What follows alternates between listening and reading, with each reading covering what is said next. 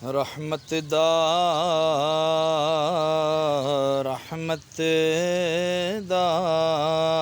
दरिया इलाही हर दम वगदा तेरा जे एक कतरा बख्शे मैनू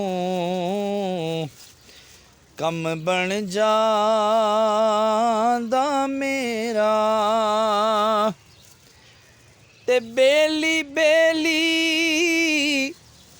सब जग आखे ते मैं भी आखां बेली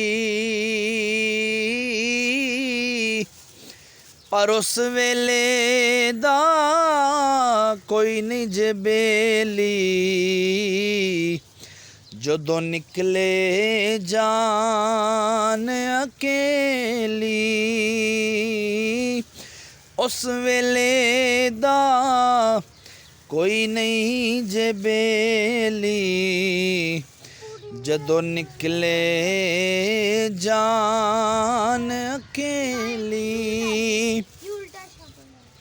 पाई पाइयां दे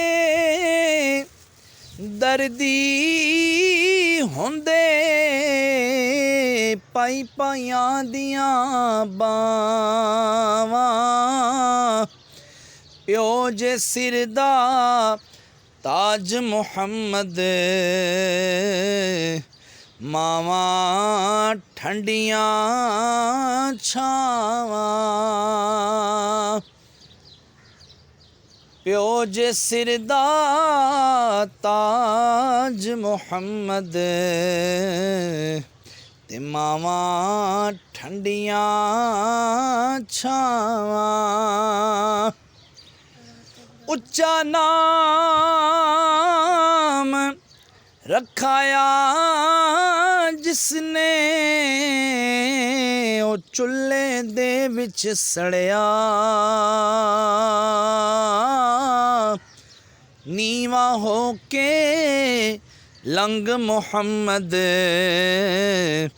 ओ लंग जावेगा अड़िया नीवा होके लंग मुहम्मद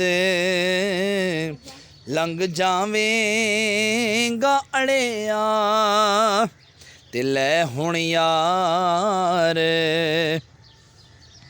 हवाले रब दे मेले 4 दिनां दे उस दिन ईद मुबारक होसी जिस दिन फेर मिलांगे अल्हम्दुलिल्लाहि रब्बिल आलमीन वल आक़िबतु लिल मुत्तक़ीन वस्सलातु वस्सलामु अला सय्यिदिल अंबिया वल मुरसलीन जज़ल्लाहु अन्ना सय्यदना व मौलाना मुहम्मदन सल्लल्लाहु तआला अलैहि वसल्लम मा हुवा अहलु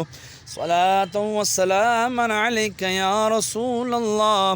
अल्लाहुम्मा रब्बना आतिना फिद दुनिया हसना व फिल आखिरति हसना व क़िना अज़ाबन नार। या इलाहुल आलमीन